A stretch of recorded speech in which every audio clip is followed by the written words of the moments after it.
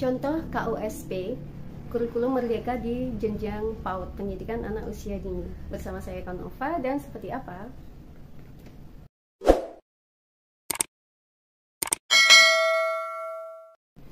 Assalamualaikum warahmatullahi wabarakatuh. Ketemu lagi dengan saya Kanova, dan kali ini saya ingin sharing nih tentang KUSP atau kurikulum operasional satuan pendidikan yang sudah saya susun. Nah, seperti apa?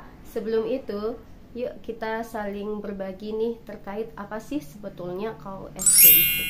KUSP atau kurikulum operasional satuan pendidikan atau biasanya kita kenal KTSP adalah merupakan sebuah pedoman dari seluruh proses pembelajaran yang diselenggarakan di satuan pendidikan dalam mewujudkan visi, misi, dan tujuan satuan pendidikan tersebut. Nah, di sini dimana untuk visi, misi, dan tujuan yang dimaksud haruslah sesuai dengan karakteristik pada lingkungan satuan pendidikan dan juga sesuai juga dengan kebutuhan peserta didiknya.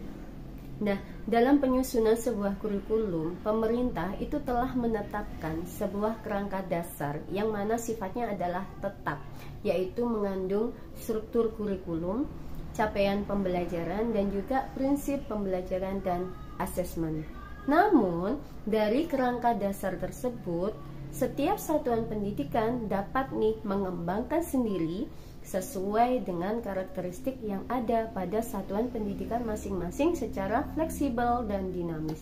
Nah, di sini khususnya dalam menganalisis karakteristik satuan pendidikan, dalam merumuskan visi dan misi serta tujuan satuan pendidikan, merumuskan pengorganisasian pembelajaran, menyusun rencana pembelajaran, serta juga dalam merancang pendampingan, evaluasi, serta pengembangan profesional pendidiknya. Nah, ini bebas dikembangkan. Dan yang perlu diingat dan penting diingat bahwa format dan juga sistematika dalam penyusunan KUSP itu adalah bebas sesuai dengan lembaga masing-masing. Dan di sini untuk pengembangan topik atau tema yang perlu diingat adalah bahwa untuk kegiatan intrakurikuler, topik itu tidak ditetapkan oleh pemerintah, melainkan bebas sesuai karakteristik lingkungan satuan pendidikan masing-masing.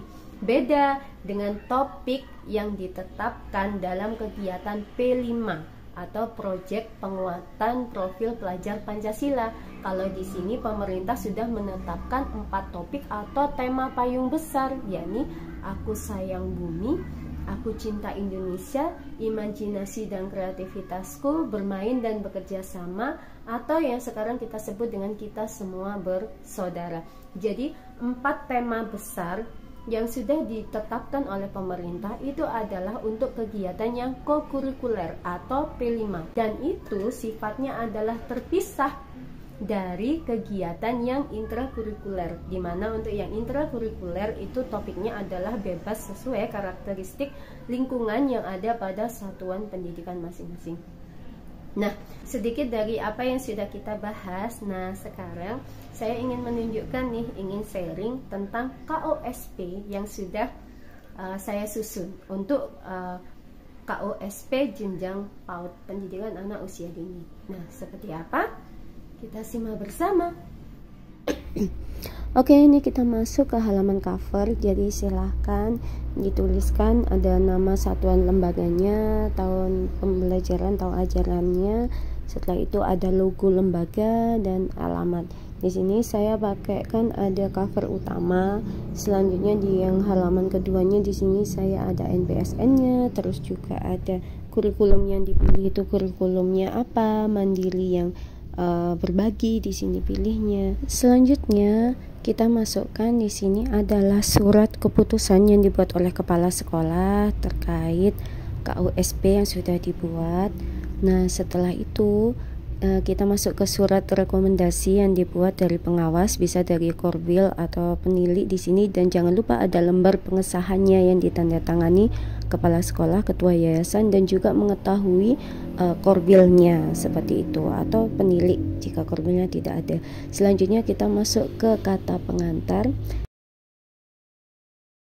Setelah kata pengantar, kita masuk ke daftar isinya. Daftar isinya apa saja? Di sini bisa dicek. Untuk bagian pendahuluan ada latar belakang dan landasan hukum. Bagian karakteristik satuan pendidikan ada profil lembaga, karakteristik sosial dan ekonomi, budaya. Setelah itu ada karakteristik pendidik dan tenaga kependidikan, karakteristik peserta didik, dan juga karakteristik kemitraan satuan pendidikan. Dan selanjutnya di bab 3-nya ada visi, misi, dan tujuan satuan pendidikan. Bab 4 pengorganisasian pembelajaran ada intrakurikuler, kokurikuler atau P5, ekstrakurikuler, aktualisasi budaya sekolah yang di sini dimasukkannya dalam program unggulan. Setelah itu ada pengaturan waktu belajar dan juga kalender pendidikan dan program tahunan. Untuk bab 5 di sini saya masukkan perencanaan pembelajaran. Jadi ada rencana pembelajaran, pelaksanaan pembelajaran, dan juga asesmen pembelajaran yang dipakai. Dan untuk bab 6 pendampingan, evaluasi, dan pengembangan profesional, dan bab 7 adalah penutupnya. Kita masuk ke bab 1-nya. Di sini saya isikan yang bagian A ada latar belakang. Selanjutnya di bagian B-nya ada landasan hukum sesuai dokumen kebijakannya. Setelah itu kita lanjut ke bab 2. Bab 2 karakteristik satuan pendidikan. Yang pertama di sini saya masukkan profil lembaga, tapi ini opsional ya, sesuai dengan jenengan masing-masing. Dan juga saya masukkan ada struktur organisasi serta tupoksi dari masing-masing di struktur organisasi tersebut. Setelah itu alamat dan peta lokasi pendidikan, dan juga ada status satuan lembaga pautnya saya masukkan. Nah, kita masuk ke karakteristik sosial dan ekonomi. Selanjutnya ke karakteristik budaya, dan lanjut ke karakteristik pendidik dan tenaga kependidikan. Di sini formatnya bebas ya, jadi bisa dikasih foto juga, setelah itu bisa dikasih tabel juga, isiannya juga bisa lebih detail dari apa yang seperti yang saya susun, jadi silahkan berkreasi. Selanjutnya kita ke karakteristik peserta didiknya dan ke karakteristik kemitraan satuan pendidikan. Nah, untuk yang kemitraan satuan pendidikan ini misalnya kok punya kerjasama nih dengan pihak lain, nah itu dimasukkan di sini. Kita lanjut ke bab 3 ada visi, misi, dan tujuan satuan pendidikan. Nah, seperti yang biasanya di lembaga jenengan pasti punya visi, misi, dan tujuan. Nah, cuma untuk di sini saya tujuan satuan pendidikannya saya lebih luaskan lagi, ada tujuan jangka panjang. Setelah itu ada tujuan yang jangka menengah, dan selanjutnya ada yang program prioritas atau tujuan jangka pendek yang akan dicapai, serta dimasukkan juga poin keempat strategi untuk mencapai tujuan tersebut. Masuk di bab keempat, yakni pengorganisasian pembelajaran. Jadi di sini ada penjelasannya tentang kegiatan intrakurikuler, terus ada kokurikuler atau proyek penguatan profil pelajar Pancasila. Nah, untuk kegiatan yang P5 ini, proyek penguatan profil pelajar Pancasila, itu kan kita bisa memilih nih.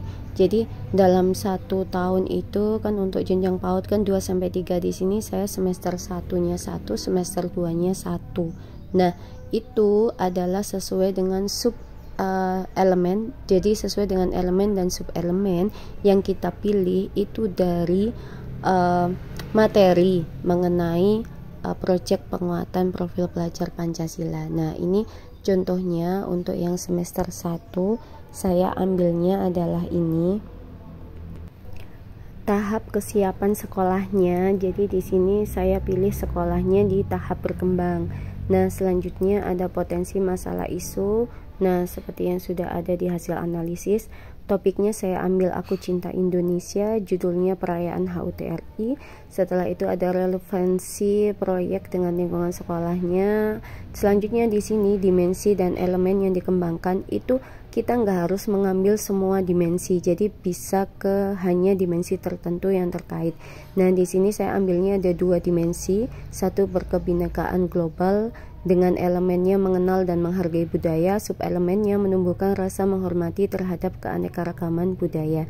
Selanjutnya yang dimensi kedua gotong royong, elemennya kolaborasi dan subelemennya kerjasama koordinasi sosial. Ini bisa dilihatnya ada di panduannya P5, di situ ada elemen subelemennya. Nah, di situ ada alokasi waktu yang dibutuhkan juga.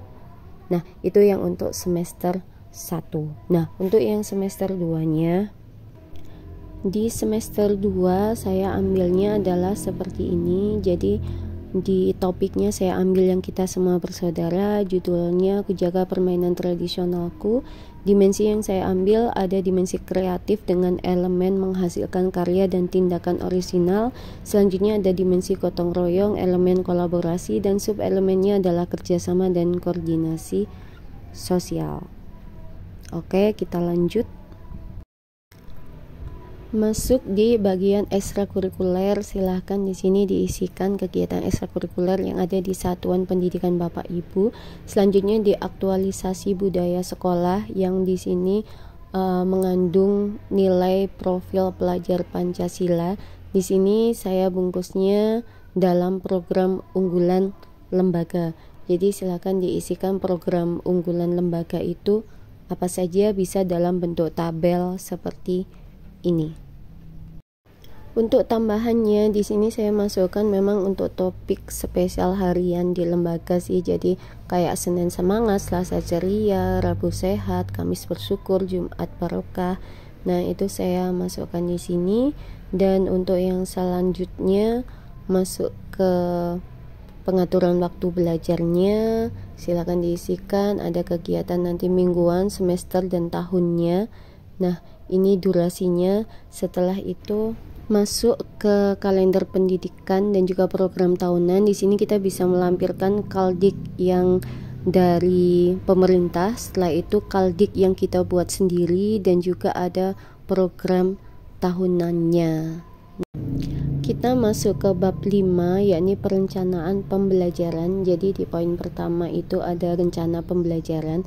Di sini itu kan kita menyusun perencanaan pembelajaran. Kalau kurikulum merdeka itu kan dari memahami CP atau capaian pembelajaran, setelah itu diturunkanlah menjadi tujuan pembelajaran, dan selanjutnya kita akan bisa mengatur yang namanya alur tujuan pembelajaran, baru masuk ke perencanaan pembelajarannya. Nah, di sini saya isikan hanya gambaran aja, dan untuk dokumen tujuan pembelajarannya itu saya masukkan di lampiran seperti itu. Dan selanjutnya untuk pelaksanaan pembelajaran itu di sini juga saya isikan sesuai dengan prinsip pembelajaran, dan baru setelah itu nanti saya inputkannya adalah yang seperti ini. Jadi ada memuat tabel tentang kegiatan, ada pembukaan, circle time, inti, dan juga recalling. Selanjutnya masuk ke model pembelajarannya. Setelah itu ada metode pembelajaran, dan juga di sini ada asesmen pembelajaran. Untuk asesmen pembelajaran itu di sini kan ada 3, ada diagnostik, formatif, dan juga sumatif. Diagnostik itu biasanya dilakukan di sini bisa di awal, jadi untuk mendiagnosa diagnosa awal tentang peserta didik kita. Selanjutnya ada formatif, jadi selama proses pembelajaran itu dinilai. Dan juga untuk yang sumatif di sini bisa kita pakainya itu adalah yang laporan atau rapot semesteran yang dibagikan ke wali murid. Dan kita masuk ke bab 6. Jadi ada pendampingan, evaluasi, dan juga pengembangan profesional. Untuk yang bagian pendampingan isinya adalah seperti ini.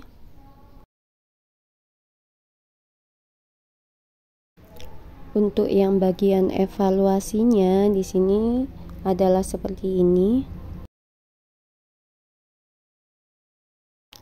Dan untuk yang terakhir pengembangan profesional adalah seperti ini.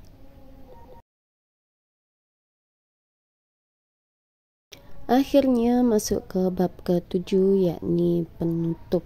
dan pastinya dari KUSP yang telah saya susun pastinya masih butuh direvisi lagi, diperbaiki, dievaluasi. Untuk itu mohon maaf jika masih terdapat kekurangan, karena saya juga masih terus belajar. Semoga dari apa yang saya sampaikan bisa bermanfaat, dan sampai ketemu di next video. Wassalamualaikum warahmatullahi wabarakatuh.